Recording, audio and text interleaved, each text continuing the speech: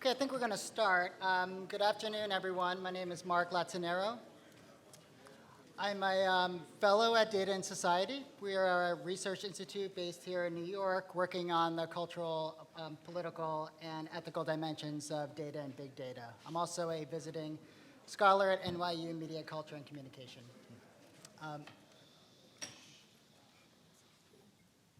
Thanks.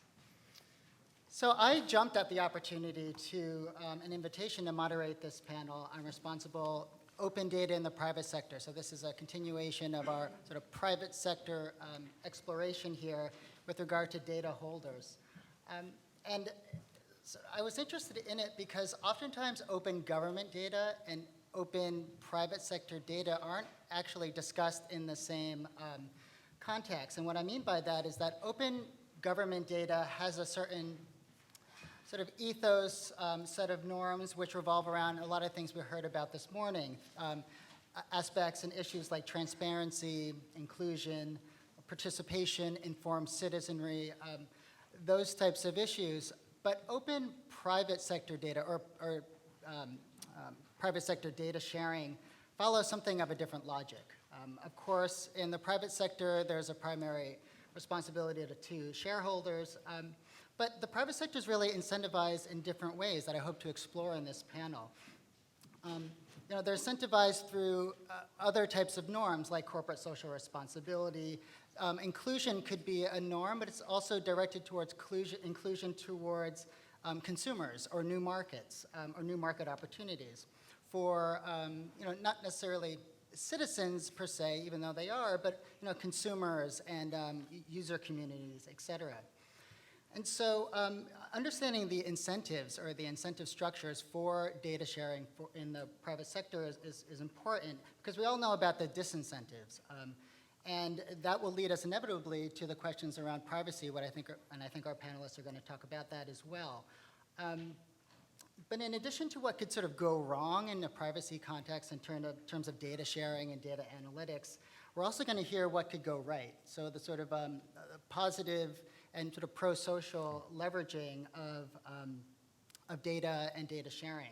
So in other words, we're exploring the value proposition for the private sector when it comes to data sharing. And we can learn, I think, from the private sector in terms of risk and the analysis and management of risk, which the private sector is quite well attuned to.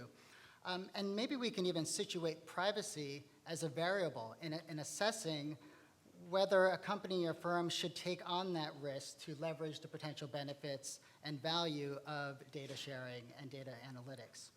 Of course, this begs the question of benefit to whom? And Kathy pointed this out quite clearly. And what are the power relationships between corporate or private sector data holders and sort of the consumers who are generating that data? What's the power relationship between corporate data holders and researchers who might want access to that data, to governments, to non-governmental organizations, et cetera? So a central question is, under what circumstances should the private sector share that data or could share that data? And it's important because I think what we're going to see more and more of these days is an increasing call upon the private sector to share data or to share data and analytic tools, both for sort of civic social good, like the transportation data that we just heard about, but also to address some of the world's most intractable problems. So we had calls to share mobile data to address the Ebola crisis. We have calls to release data to assess hunger, poverty, food insecurity, and even address the migrant refugee issue in Europe, which I'm working on as well. So all that is to introduce this panel and to say that it's such a privilege to have the esteemed panelists here to help us think through these issues. And so we have Kimberly Gray from IMS Health, Chris DiBona from Google, Kirsten Martin from the George Washington School of Business, and JoAnn Stonier from Mastercard Worldwide. And we're going to go in that order, so I'm going to hand it over to Kimberly. Okay, thank you. Okay, so can everyone hear me okay? Mm-hmm. Okay, great. IMS, the company that I work for, is one of the world's largest purveyors of healthcare data, but we do most of our work using de-identified data, and we very much care about protecting patient privacy while fostering innovation, just to give a little bit of background. And what I'd like to talk about a bit today is the partnership between private industry and government and how this can be a positive, especially in the healthcare arena. So one thing that's quite important to note is that we have vast amounts of data held by the government in our Medicare, our Medicaid, and our Veterans Administration programs, data that's rich in all kinds of detail and data that can be very useful for researchers who are trying to find cures for disease states or to find treatment modalities or whatever that might happen to be from the clinical side of things, and then also from the health administration side of things, keeping in mind economics and efficiencies in the healthcare milieu. So I think it's very important that there be some kind of sharing both ways between the public sector and the private sector of data. I did note that earlier this week, if you happen to miss it, the Department of Health and Human Services made an announcement that they have partnered with Optum Labs. Optum Labs is a private industry group. It's a subsidiary of United Health Group, and they're going to be working together to study clinical data to improve healthcare research. Worth looking at the article if you've not done so already. My own organization works very closely with a lot of governmental bodies. The CDC, we track flu, influenza trends, and we're able to help predict where it might be stopping and starting in various regions of the country. We work with the Department of Defense, and we also work with the FDA looking at drug safety and making sure that the population is well served by the drugs that are put forth by the industry. And then also academic research institutions. We work with a lot of research institutions that would be well respected in published journals. So one thing you need to keep in mind, however, if there is all of this data sharing, and you've heard this time and time again all day, I'm sure. I missed the morning session and I regret that I did, but you do need to be mindful of the protections of patient privacy at the same time you're doing the good deeds that you're doing with the data. The technology is there, however, and I know we talk about de-identification, and there are naysayers, and then there are the pro-DID experts as well. But the truth of the matter is, if you follow, generally, the HIPAA de-identification expert determination method, while not perfect, it certainly does a very good job of getting data to a level where it's very patient privacy protective.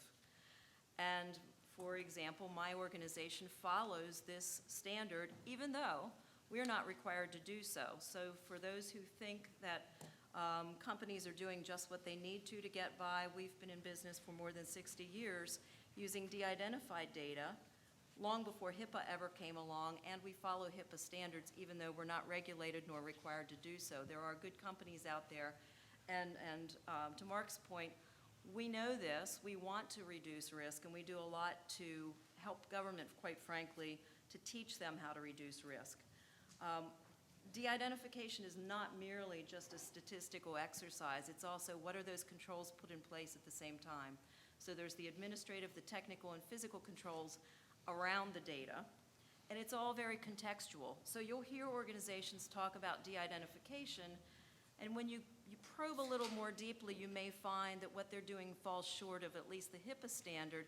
Maybe they're masking the data, but maybe they're not really getting to a good DID standard. There's a continuum between fully identified on one side, fully anonymous on the other, but everything else falls in between. And I think that if we're working with open data, one of the things we need to be mindful of is trying to balance how much you need to de-identify and what that allows as far as data utility goes. If the data is not useful because it's so anonymous, it's not useful. On the other hand, if it's going to put patient privacy at risk, that's not good for anyone either. So there is a balance that has to happen. For those who are more interested in how this works, the HIPAA standard left a little bit to be desired, and those of us who would attend legal conferences and talk about what's it really mean weren't ever quite sure. So HITRUST, which is an organization made up of all kinds of healthcare entities across the United States, got together and created a framework that offers a little bit more in the way of context and guidance when one's doing de-identification. So here's the slide that we've talked about, I think, so far today from what I've gathered in conversations this afternoon. This distinction between the commercial use of data and the non-commercial use of data really doesn't serve consumers. And I wish we would put that aside, that way of thinking. Because private companies, that's the commercial ones, use the data not just for commercial purposes, but for doing good as well. I don't think it's evil to use the data for commercial purposes. We're in a capitalistic society where that is what it is. I do think, however, it's very important that in addition to the commercial uses, we're very mindful of our societal needs as well. And for ethical companies, there usually is a combination of both. And quite frankly, we couldn't do the good deeds that we do with the data if not for the commercial part of it funding the good deed part. So I talked earlier too about the Medicare data and the need to be sharing back and forth. That Medicare data carries with it all kinds of information that would be good for everyone, for the healthcare milieu in general and for public health. I think we should focus not on the type of entity that's working with the data, but what they're doing and how it's serving the public. You have to have good data. The data has to be accurate. So again, you have to use data sets that matter, and I agree with those who have been saying we shouldn't be making judgment decisions on data that's not really accurate. You can't make leaps of faith based upon analytics that are predictive that have very real consequences to an individual. That's not what we're talking about here. What we're talking about here is doing analytics that can help do things, that allows for the sharing of data, that allows for predictive modeling that looks at whether or not there is going to be something that ties the data sets together and you can actually stop a disease progression, for example. And what I mean here, I've got 4 examples for us where we looked at large databases with IMS data, with government data, linked them together, all in a de-identified fashion. We never knew who the patients were, and we were able to find out that patients who have irritable bowel disease also have a higher likelihood of getting bacterial pneumonia, pneumocystis pneumonia, herpes zoster, and a variety of skin cancers. These kinds of things that we can do with data have very real implications to the public, and these are the kinds of things that if we work together and we all share together in a patient protective, privacy protective way, this is where we can do some good. And the last slide is just if anyone really cares enough to see the citations, we have a list this long of other things where we've done good research like that too, and I thank you. Thanks, Ken.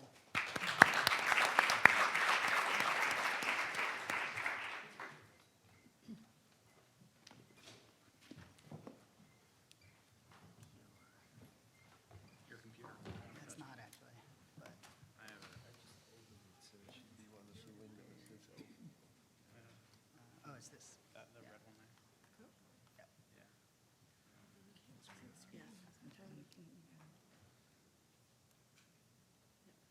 Okay. Hi. My name is Kirsten DiBona, and thanks for having me out here. The 2 o'clock spot is the one where most people are going into their food comas, so there's some soft seating over there if you're going to take a nap. So I put this up not because I'm vain, although I probably am, but because I've been doing open source software and open data set release for pretty much my entire productive professional career. At Google, I look after all of the open source code that we release from the company and looking after compliance with the licenses and actual hosting of the source code for all the open source code we bring into Google. And I started doing that back in 2004. This also includes oftentimes the data sets we bring into the company and the data sets we release. So when I was invited to give this, to take part in the panel, I was like, okay, I'm not a lawyer, and I'm not, frankly, a researcher. I topped out at a master's degree in my early 30s, which is the story in itself.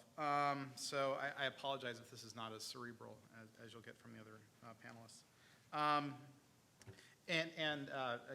Kimberly said something really important, and I just want to reiterate it. So I look after code and data all the time, and about, I want to say 10, 11 years ago when the Creative Commons was really coming to the fore, they were claiming a lot of victories, and they were huge victories for non-commercial data release.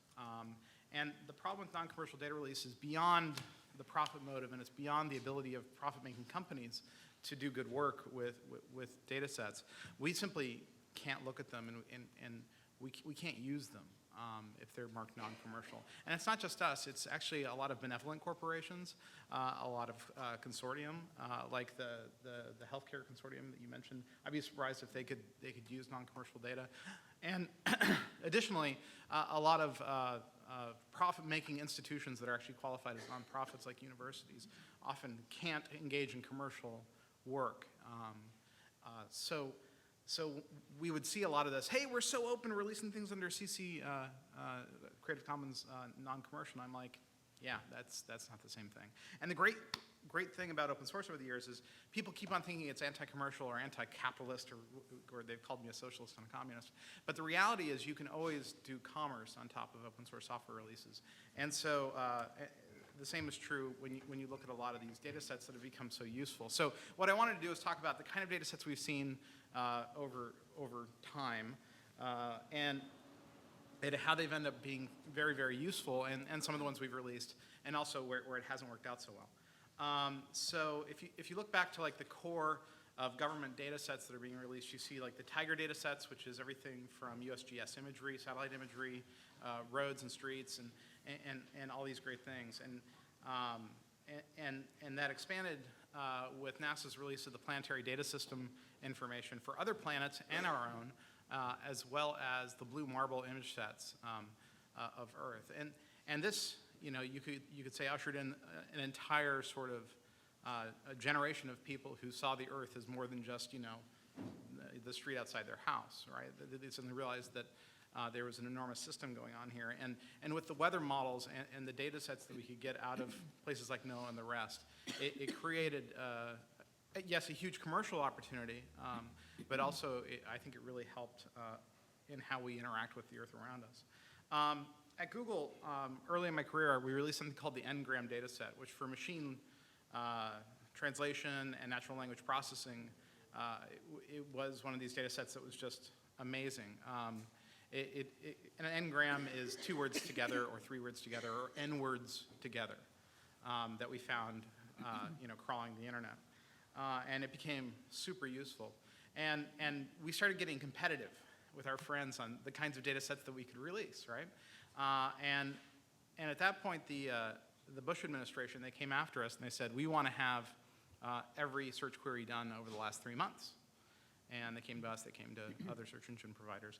And we said no, we were taken to court, and we managed to win and not have to release that. And meanwhile, AOL's like, not only are we going to give them what they want, we're also going to release this amazing data set of 20 million searches for 650,000 users. And we've anonymized them. And they were not as careful in their de-identification as I certainly hope, and I believe that you are. And so what happened was there was this amazing story in the New York Times where they found this super nice senior citizen who her husband died. They found this all out by her searches. Her husband had died, her dog was sick, her dog died. Then she had to figure out how to bury the dog, and then she went on to a single site for older people. So they went to her and they said, hey, did you know all this information was released? And she's like, what are you talking about? And of course, they only knew her as 4417749, but there's a lot of information in search, and so yes. Now that said, we're all like, see, we told you it's really important to keep this stuff carefully controlled, and at the same time, we're like, okay, but it's still very, very important to release these data sets when we want to. And that people keep on doing this. So we, at the time, had a search API that we opened up to academics to a great degree, and that was pretty successful, but not actually very widely used. We released a product called Google Trends, which I'm sure you're all very familiar with, and Correlate, which if you haven't used, you should totally use. It's a way of, it's kind of a gimmick, but you can draw a graph line, and it'll show you all the data sets that give you that graph line. So you can correlate, frogs in Houston with, some basketball team scores or something, But it's a blast, and it's based on the trends data, which is actually kind of useful in understanding, sentiment. we saw the government releasing over time, for years and years and years, census information, including the sampled census data sets over time, and that's been extremely useful. In 2005, 2006, we started to make search better. So if you typed in, I want to vote for somebody in the midterm elections, we wanted to show you where you could go vote. And it turned out that information was often extremely locked up. As an American, right? And, it was kind of surprising to see how difficult it was to get this information and then put it online for free. So we upset some people, but we managed to do it. And in doing that, we created the Voter Information Project Standards for sharing that kind of information. And then the Netflix challenge happened, which was super important. It basically, in the machine learning community, it was super important. I'm not saying that the average person cared. But it was basically, Netflix offered $1 million prize if you could come up with a better what's your next movie algorithm. So when you go to Netflix and you look up something, it would say, you like this movie, you probably like this movie too. So these sorts of correlative algorithms are really fascinating. And they issued the $1 million prize, and they were going to do it again, and they had to pull it back. And this was right about when the Target thing happened, which they spoke about earlier today. And when they did the first Netflix prize, a lot of us were like, yeah, it sounds like the AOL thing all over again, but it was okay. The next data set, they added more demographic information, and it was enough to out people who weren't out about their sexuality. It was enough to cause some trouble, so they ended up canceling that particular contest. So over the last couple of years, people have become more cognizant of the risks of releasing commercial data sets. It was mentioned in another earlier talk about the inference algorithms and how they can assume you're male or female or pregnant or not pregnant. And when they're wrong and they're used commercially, these errors can end up in the public record. They can end up in what people find when they search you. And so it can be way more affecting than you like. You saw the exposure of people's identities on social networks through various real name policies. And these were all often heartrending mistakes. I don't know if you're familiar with this term Florida man. Florida man does unusual crime. Florida man is eaten by alligator. So the thing about Florida is they've had this amazing law that says that all mugshot records, all arrest records have to be opened up nearly immediately, right? And so you saw the rise of the Florida man and Florida woman story, right? And a lot of people are like, well, if you release the Arizona records or if you release the Mississippi records or the New York records, you'd see just as many unusual, crimes and hilarious mishaps with wildlife. And from Florida rose this mugshot extortion business online where you would get arrested. Maybe you would never be charged. Maybe it was an overnight thing, drunken in public, whatever. I don't know how you play. Thank you. But you saw the rise of these mugshot businesses around the requirements to release arrest data, which probably came out of these great ideas of keeping government open so we're not abusing the power of the government. And these all endangered releasing. So just to wrap it up really fast, it's actually really hard sometimes to give data away is sort of what I'm trying to say. Doesn't mean you shouldn't try to do it. We've worked with National Center for Missing and Exploited Children to release algorithms for capturing people who trade in child porn, even though we as a company can never look at that stuff, right? But we can enable outside people to use some of our visual algorithms. And I think I'm out of time, so that's it. I'm not going to say anything more because I don't want to break the rules. Thanks, Chris.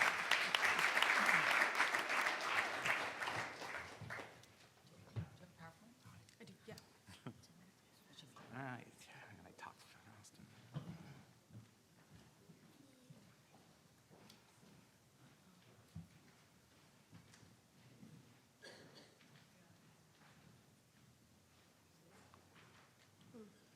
Oh, there. I could have kept on talking while she was doing that. I know. No. I can yammer for as long as you allow me to. There we go. Okay. Hi, my name is Kirsten Martin, and I'm going to talk a little bit about the responsibility, is what I'm going to call the responsibility of corporations to open up data. And when I first started looking at doing this, I first thought, well, why would corporations open up data sets? Like, what is the rationale behind this? And how can I help understand why do firms extend themselves, is the term I'm going to use, in other areas, and how can we apply that here? So when I started looking into this, I started just doing searches for private firms and open data, and I get unlocking innovation, how we're using government's open data, we're going to cash in, I got to exploiting public sector data, ingenuity and innovation, and then I didn't even make up this font, but then it's time for the private sector to release some open data too, like this kind of maybe kind of. So what I thought I'd do is the argument for the government-produced open data doesn't really work with private firms, because the argument is that it's paid by the citizens and it's owned by the citizens, and the same can't be said of private firms. When I was looking at the panel, and the whole idea was that the supporting normative arguments extend beyond the government to private and commercial actors who hold vast stores of data with potential for great public good. And my question was, well, why should private firms contribute to open data initiatives? What's the normative argument as to why they should? So I want to first, this came up last night. I didn't even realize this was still a question, so I wanted to add this in. And since JoAnn brought this up. The one thing that this is actually, I think, an easy case to make is when a firm actually does the work for the government. So instead of the government creating the data or collecting the data, if they hire a private firm, and so the transaction just magically shifts to outside the government, this is just a decision to go outside the firm versus in, or outside the government versus in, then there should be a contractual agreement to say that data is open just as if it was created by the government. So actually, I think that's an easy case to make. So I don't think you have to be, if you're working as an agent of the government, then you're held to the same obligations for open data as if you were the government. So I don't think that's actually a hard case to make. I think the interesting thing is to why do we see firms like the examples from Google of extending themselves? So we sometimes focus on firms doing their own job well, being fair to their employees, respecting human rights, dealing with their stakeholders fairly. So that's one area that business ethicists focus on. But the other question is, why do we ask them to extend themselves to reach out, do philanthropic work, do something that's outside of their normal value creation? Sometimes it's out of reciprocity. They gain something from a river, they need to give back to the river, clean the river, make it cleaner than when they were there before. Sometimes it's out of a social contract. They have an obligation because of where they are, their local community, whether it's New York City or Boston, whether it's Seattle, or if it's Honduras. Another area at times, it's because they have some unique knowledge. So think about lawyers or doctors or engineers using their unique knowledge for pro bono work. So that's more of an argument that you are given, or you are able to earn some unique knowledge or ability, and then you feel this obligation to extend yourself, and the same could be said for computer science and data analysts. And then finally, it could be part of your mission. I would include Google in this example, as it's part of your mission, it's your value, it's their purpose for living is data, or if your purpose for living is health, in providing health care, or if your purpose for living is actually creating better urban spaces in your for-profit. That would be another reason to actually extend yourself. So how does this work with open data sets? So if the reciprocity argument would be that if you are gaining knowledge from open data, that you would have some obligation to give back to that open data set. It might be a single field. It might be a way of you creating whatever knowledge you got by keying the open data to your own data set. You actually give back part of that data to make it open data. It also could be almost a carbon credit agreement idea, which is you are somehow contributing to the overall pollution of surveillance, of having an overall general feeling of surveillance, and therefore you need to give back to some more productive uses of the open data.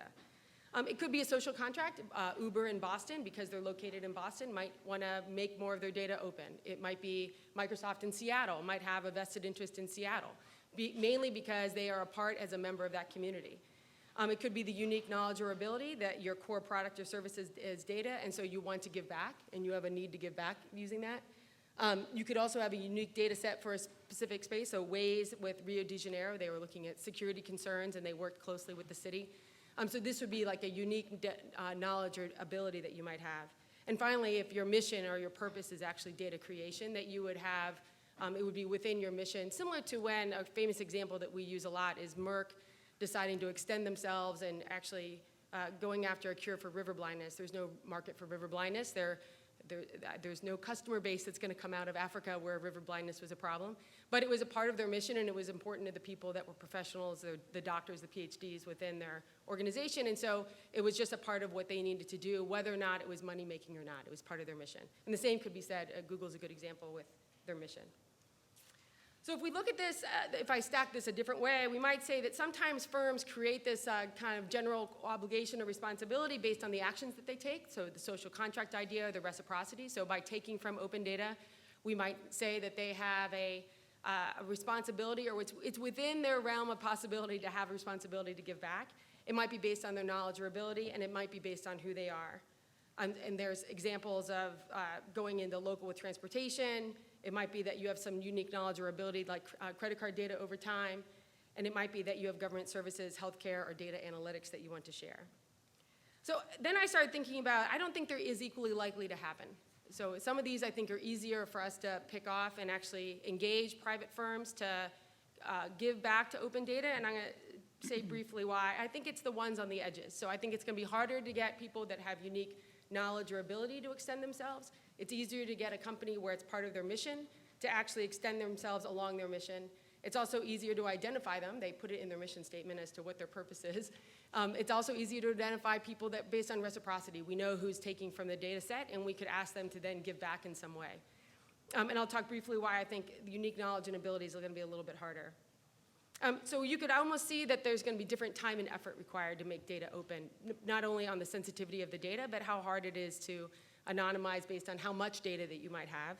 And so you can almost see some sort of cost-benefit analysis that the firm would make, just to say, is it really worth it for us to do this? Is it worth it? And government would have to, in some ways, have to prioritize along this way. So the greatest benefit, public benefit, might be worth it to put in the time and energy to make the data public. And if you're in the reciprocity area, you might say, well, I'm a small firm. I just got some open data from you guys to help me open up some new stores.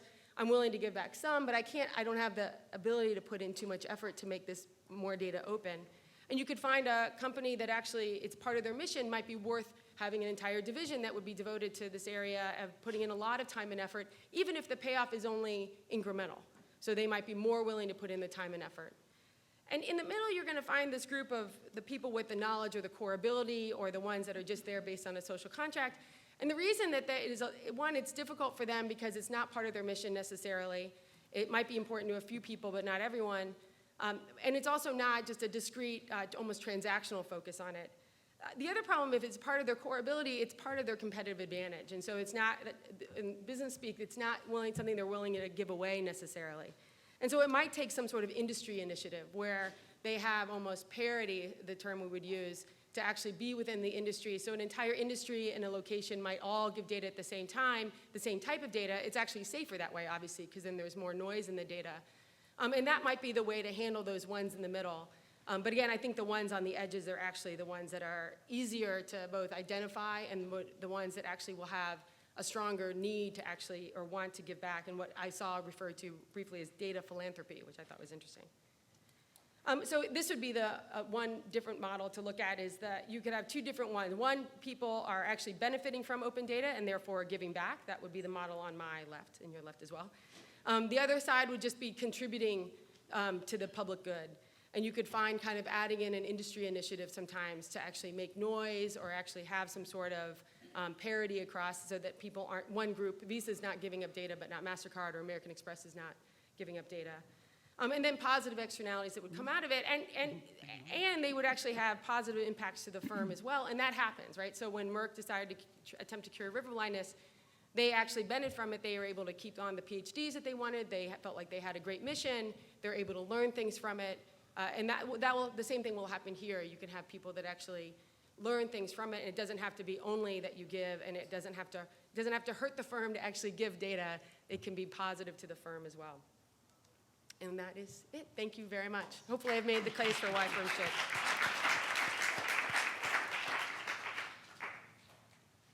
And I'll just say that towards the end of JoAnn's presentation, if anyone has questions, start thinking of those now, and you can also make your way over to the mic at the end of the presentation as well.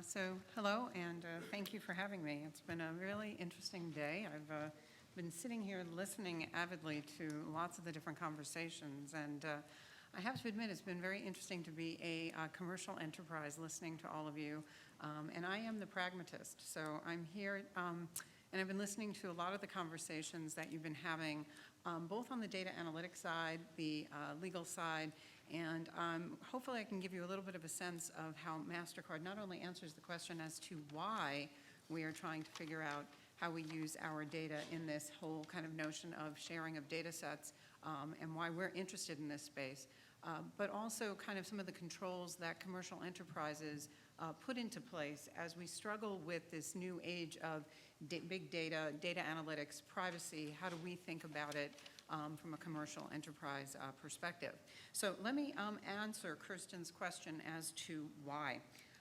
Mastercard's point of view, we really do care about financial inclusion, and here are some basic facts. We really do believe that financial inclusion and inclusive growth is the backbone of the Sustainable Development Goals, and it's necessary to end poverty. And we do think we're different than our competition. We've really taken, we believe, a leadership stand in this space, partly because of my CEO. A staggering 38% of the world has no or little access to an account to receive or store funds. And as you think about big data and you think about how increasingly we are moving away as a society from cash-based funding, the access to funds is really becoming a real differentiator from being part of society and being marginalized. And so we have created programs in over 50 countries to reach, that have reached over 180 million people that have been previously excluded. And our goal is to reach 500 million people by the end of 2020.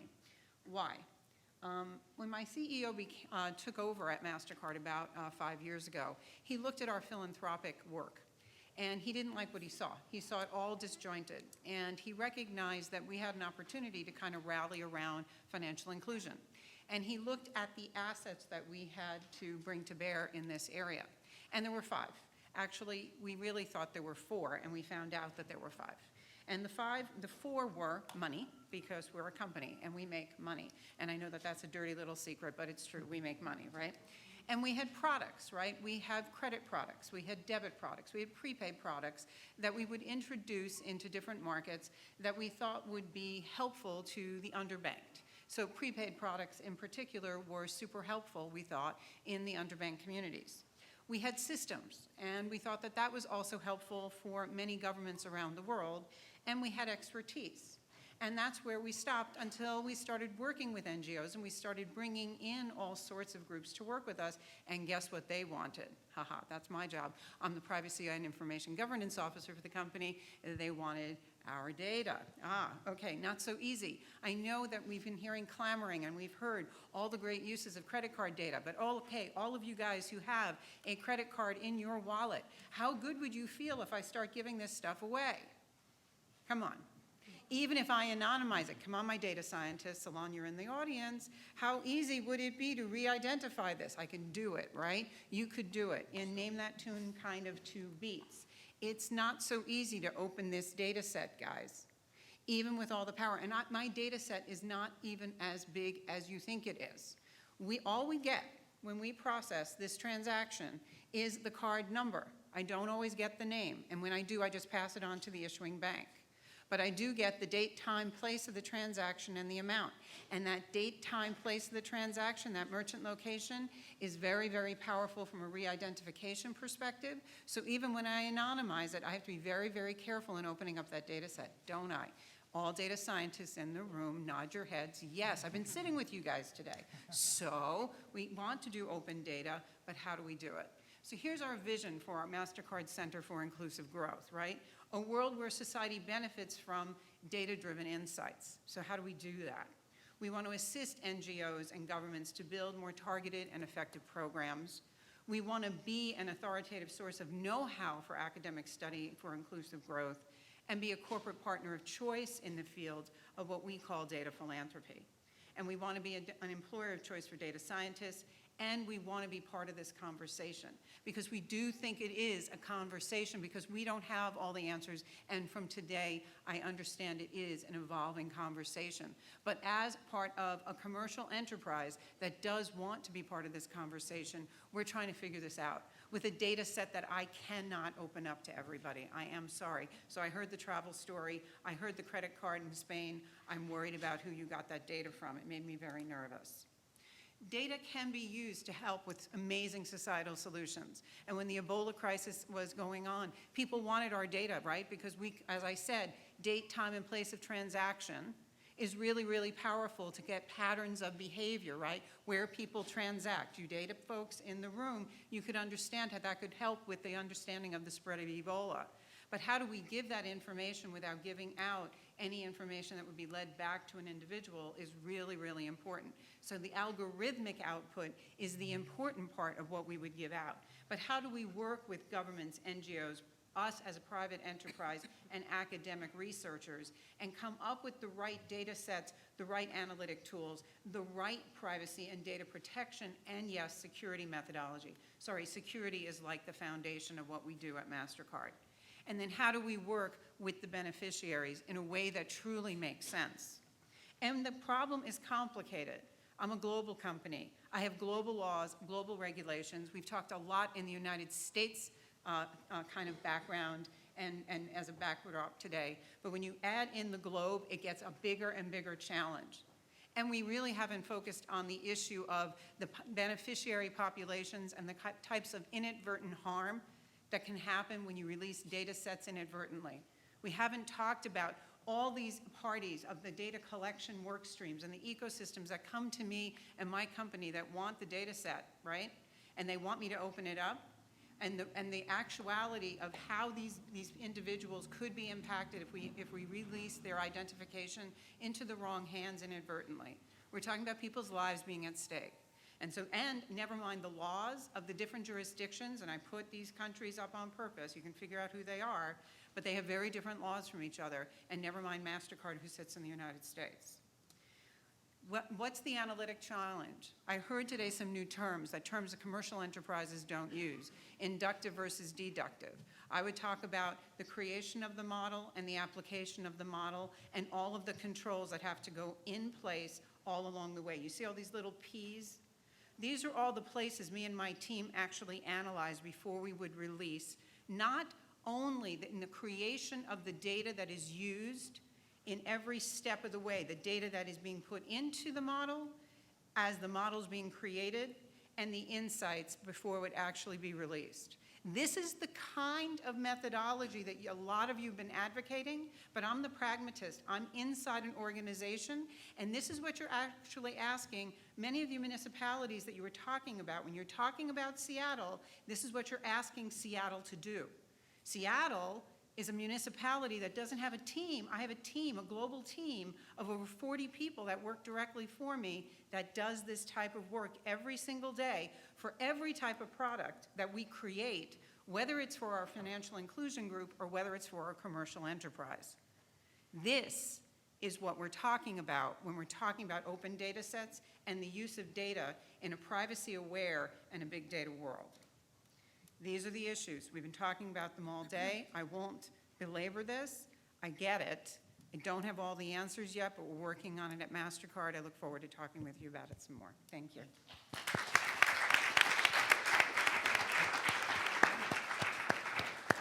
And it looks like we have questions already. So, Lawrence? Yeah, again, Lawrence, independent consultant. JoAnn, so you have a division called Mastercard Advisors, which is basically trying to monetize your data by selling insights. Yes. How can the nonprofit or an NGO community work with that organization? They do all the time. So what we do is we actually, Mastercard Advisors is part of the I talked about that there are 5 things that we use in our Center for Financial Inclusion, and one of it is expertise.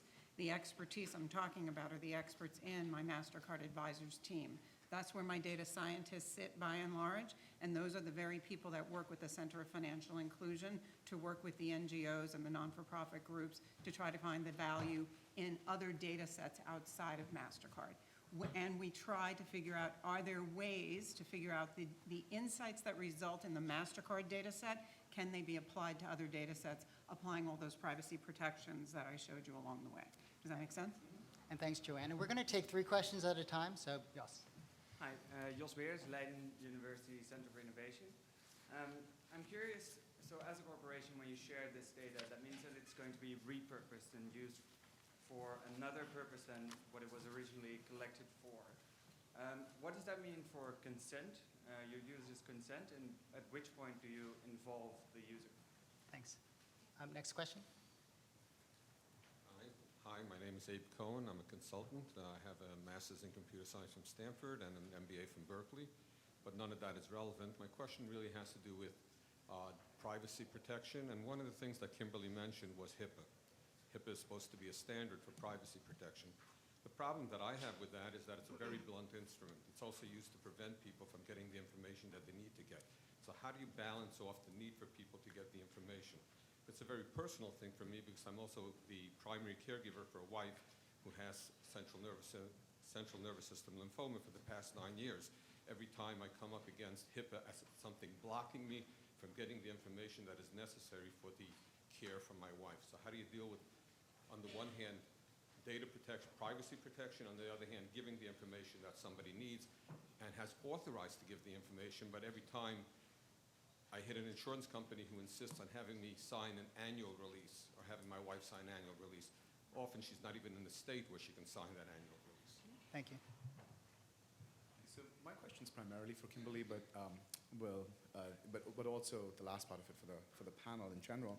So I'm curious, to the extent you can talk about it, so where does IMS Health, given that it's not a covered entity, get its data in the first place? And I mean, I've got a sense of some of the sources, but I'd be curious, to the extent you can talk about it, what those sources may be. And to what extent are the stories you're telling about the priorities and the benefit-creating goals of IMS Health and the other entities unique to entities in the health space? And you hear more stories about bad marketing practices, even within the health space, I think. But a lot of the value creation seems to be a story that's told a lot more in the health space. And when I shuttle between health conferences and privacy conferences, I seem to get whiplash a little bit. And more generally, to what extent are those values, could they be seen as a form of paternalism, right? So, and now this question really applies to everyone. To what extent are the values that we try and create from open data, could those values be applied paternalistically to the individuals we seek to operate on? Thank you. Great. So we have consent, balancing privacy, and data sources values. Anyone on the panel? So JoAnn. on the consent issue, what we do is we actually, for all of our analytics, you can actually take your data out of our analytic process completely. So there is a way to opt out of the use. We can't do opt in only because we are indirect to the consumers. But there's a way to take your data completely out of our analytic process on our website. So go to our privacy notice, and any individual can take their card number out of the analytic process. Okay, I'll tackle the question about the balance with HIPAA. I think that the problem with HIPAA does a very good job of giving standards around DID. Like I said earlier, there's nothing that's perfect, but I don't think we're looking for zero risk. But if you look globally, and we're a global company as well, doing the same dance that JoAnn was talking about, that's probably the best standard out there for DID. As for some of the other things that the gentleman was questioning, the prohibition on receiving his own data, that typically comes back to someone's misunderstanding of what the law actually says. There are a lot of covered entities out there. Covered entities are healthcare plans, providers, and clearinghouses. A lot of them, especially in the provider space, are unaware of what HIPAA actually says.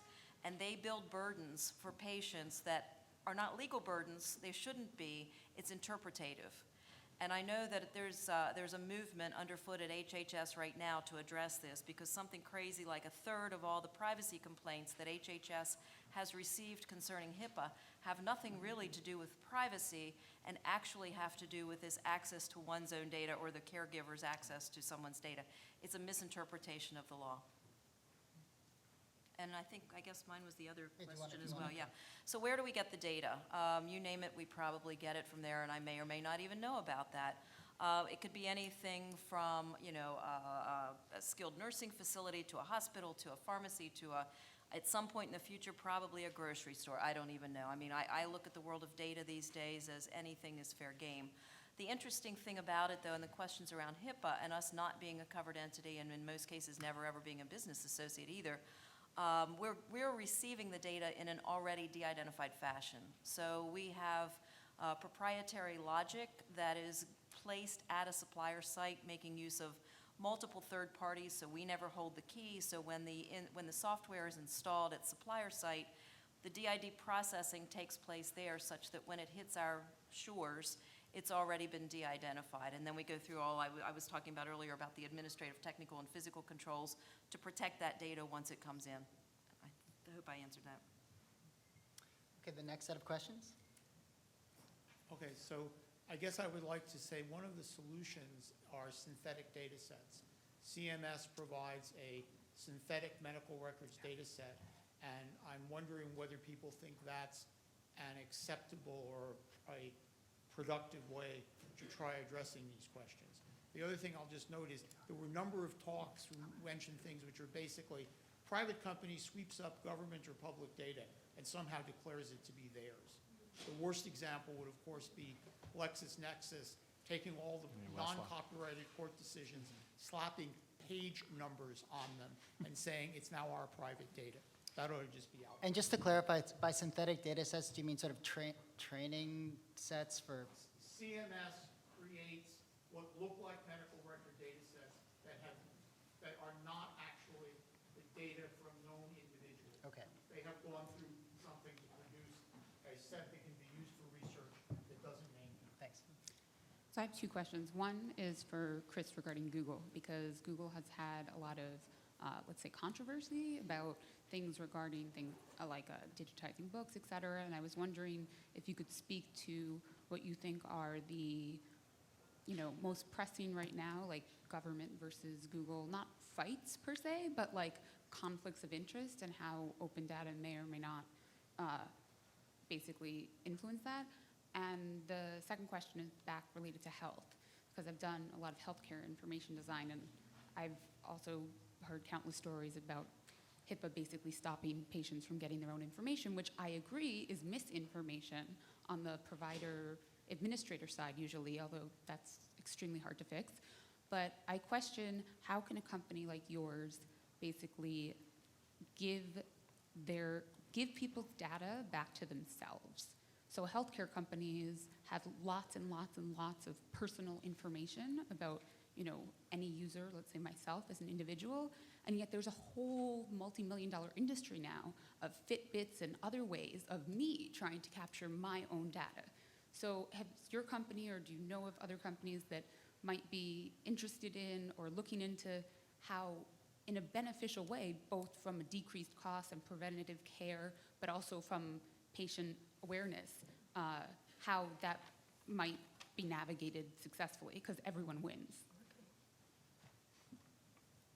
I have a very simple question in a way, I think, which is basically like, I can imagine there are all these data resources that you have, and you can imagine like some kind of use to like need to exist in society, but maybe the first thing you're going to think of as a company is whether you can actually sell the data instead of like making it open, and how like do some of like, so this is maybe a very naive idea, but how does that like the for-profit possibilities like kind of relate to like the practices of making data available, and how is that developing? Do we see more kind of for-profit opportunities arise, and then like is our companies going to close up more, or is it going to go the other direction?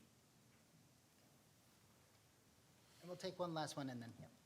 I'm happy to be the last one. So I guess it's a follow-up on Joris's question. So there is an emerging discussion about what we call data philanthropy, and I think one of you even mentioned that in your talk.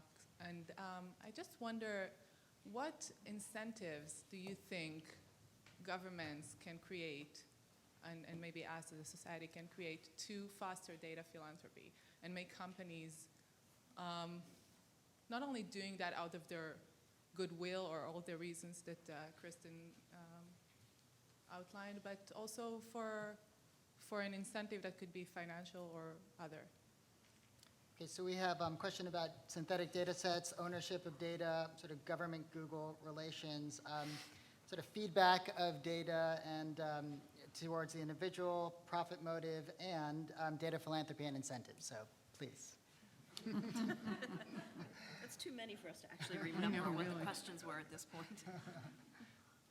I'll take the first one. It was around the synthetic data, and I will confess I'd not heard that terminology before, but it makes perfect sense, and it's kind of, sort of, what we do when we're de-identifying data and doing analytics on data that's not really about the actual person. We follow a person over time without ever knowing who it is and not ever wanting to know who it is. I think that makes perfect sense to be able to use a synthetic data set if that's a way to protect patient privacy, foster innovation at the same time, and come up with public good.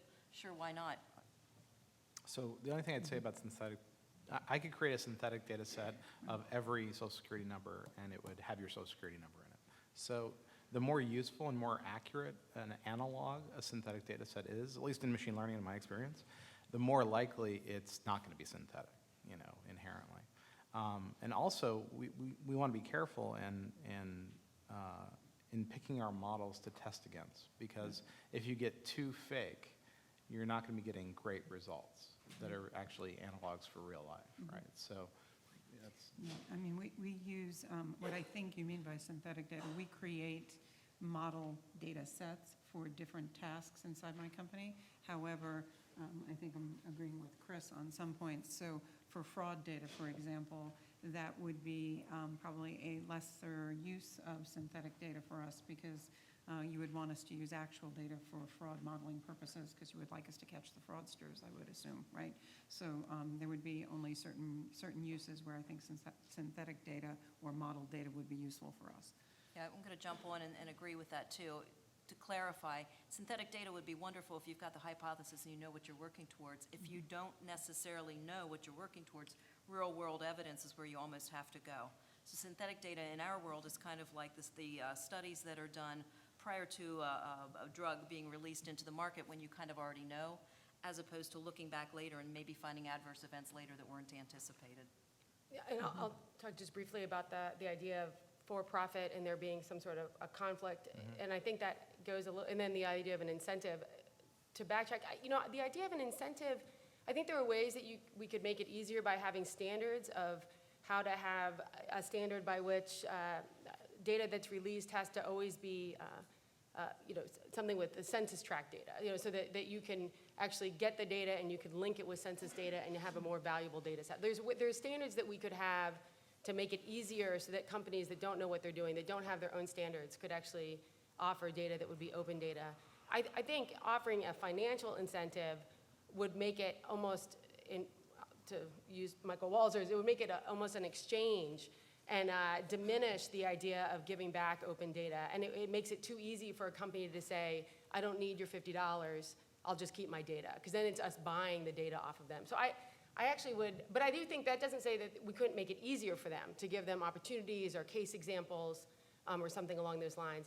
And then the question about profit, I think that's where that bubble that had the knowledge or ability, if it's a core part, and you can kind of feel it on the panel, right? So marketing insights is the goal of IMS, right? So it's not a healthcare Not really, provider no, is, no. I was just reading, provider of market intelligence. That may have been an older way of, Okay. yeah. But I think that you can kind of see that there might be like the mission, if it's a hospital at a university, it might be a different mission of healthcare.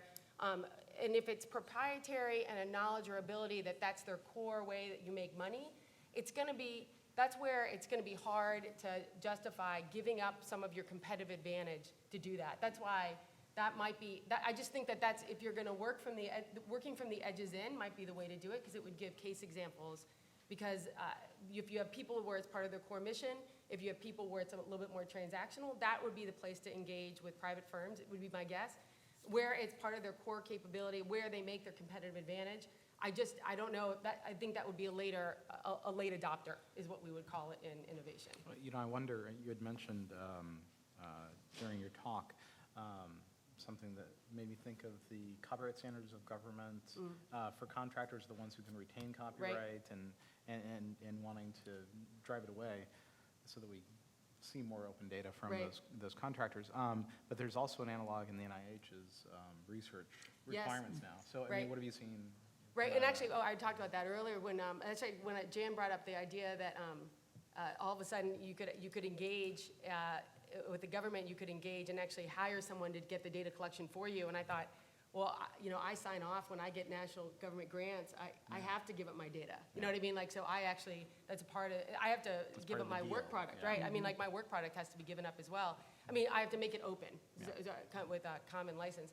And so I think that would be a pattern, that could be a standard by which when a municipality or a state is engaging, because you could find that there could be an incentive, right, to actually have someone engage with a private company in order to hide the data, especially if they're gathering data that they don't want to be subject to open standards. Similar to if we have in the criminal justice system, if we engage with a private company to find users of Tor, right, Yeah. or something along those lines. So you could find the similar type of incentive that you want to steer away from. Helen? Yeah, I mean, Fit's question makes me think about social mechanisms, and I think that in a way the next panel is where a lot of this discussion is going to happen. But that the notion of incentive for philanthropy, which seems a little bit contradictory, yet we do have it in the financial arena where we give tax breaks for philanthropy, and that is a way that society has provided incentives for wealthy individuals or companies to do public good, but not completely so that it hurts. So that's just one thought, and I don't know how this would work in the information arena, but perhaps it's something I'd be interested to hear your thoughts on that. And another idea, and I don't know if we have mechanisms like this, which is, and maybe Kirsten could think it through a bit, but let's say they're researchers who have some important social questions to ask, that there be some social standard that says certain important questions for society, if you can argue that there's a company out there that's holding data that will be important to resolving this important social question, maybe we can mandate the release of the data, maybe under very stringent conditions. I'm not saying, post it on the web for everybody to look at it, but to maybe mandate, but have the standard exist, not with the company, but with society at large. Anyway, just to... So I have a terrible idea, potentially, to incentivize people instead of worrying about how to incentivize them and how to pay them or what structures they have to release it under. You can go the other direction and say, what's keeping them from releasing things now, right? And maybe you might remember in, I think it was the 80s, you saw a lot of these Good Samaritan laws for ambulance companies and the rest start popping up. It's like, should there be a Good Samaritan law to protect you from the privacy lawsuit? Yeah, I was just thinking, sure. As a way of protecting you if you don't de-identify properly. I mean, if you put in a good effort, but fail to. So. Yeah, I was thinking, it's funny, as you were talking, I was like, I wonder if they would want to be indemnified, like, so that they would be protected in some way, that if someone accidentally was re-identified, if they went through certain procedures, that they couldn't be, the Good Samaritan law would be that you can't be sued for malpractice if you stop to help somebody. It would be the similar type of thing. I'm sorry, I wince at how this conversation would go over in Europe right now. I feel the European regulators just, sitting on my shoulders, Helen, so I have to just bring that up. But on your other point, on the tax credits, I did have a tax lawyer actually say to me, have you explored this whole notion of maybe some type of tax credit for the philanthropic, the data philanthropy and the because the Europeans don't get upset about taxes at all. They don't get it, but the other notion of kind of giving your data to some kind of trusted agent, right, for a specific purpose, for societal good, I think it's a very kind of American kind of concept that I don't know that all cultures would align behind. So I think it's a possibility here, but not sure it would play everywhere. And before you answer your question, it actually dovetails well into what I believe Jacqueline had asked, I think that was her name. I'm not, yeah, data minimization. you know, yeah. it's like, how do you have a conflicting relationship with the government on one part of the company and one aspect of the company, and yet still work with them to release, traffic data and that sort of thing. This comes up all the time, and there's no really easy answer, and especially when you have governments, different governments asking for mutually exclusive things from you. Which this happened around the Street View lawsuit, where we had some governments who were saying you must preserve this data for the purposes of a lawsuit and later requirement to release it, and other people saying you have to. This was the Street View Wi-Fi problem we had, and others were like, you must delete this right now. Inside Germany, we had multiple organizations asking us both to preserve and delete the data immediately, and others saying to give it to them, and others saying you cannot give this to anybody, and we're like, because we didn't want to do the wrong thing. We had screwed up, and it was a terrible mistake. But trying to right that mistake was very difficult. So we have 2 minutes left, 2 more questions. We'll take those in succession, and then we'll close. Hi, Emily Keller, Data and Society Research Institute. Going back to Sue's point on data minimization and what you were just mentioning about deleting, I'm curious what the role of data retention is. Should data be either collected or released with some sort of expiration date when it's no longer relevant, if it's more personal than was collected before and pertains to something current like Ebola? Yasmini? Hi, just a quick question for the data holders on when you get requests, as you do often for your data, especially from NGOs and those types of organizations, do you have, can you speak to the criteria you use to decide how you deal with that, or is this really just a case-by-case basis right now? Retention, JoAnn, maybe. So, yeah, retention's the easier one, and minimization. So first I should say we don't release our data set to third parties. I should have said that right at the top. I can't.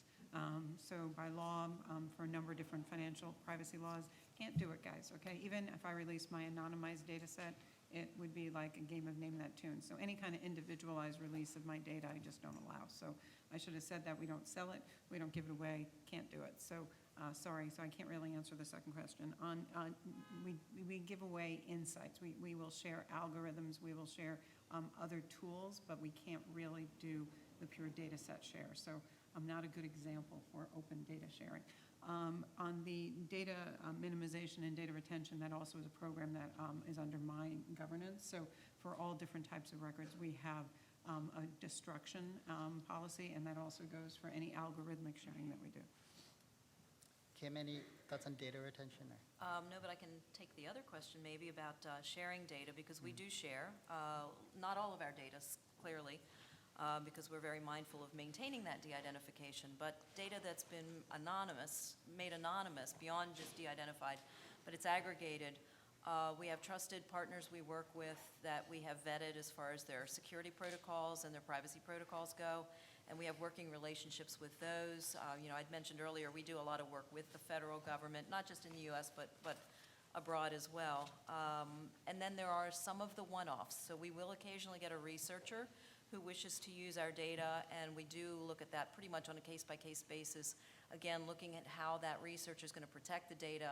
If we have a good feel for their security and privacy protocols, then by all means, appropriate contracts in place and so on and so forth. But we will do that, especially if it looks like public good can come of the research. With that, please join me in thanking our panel.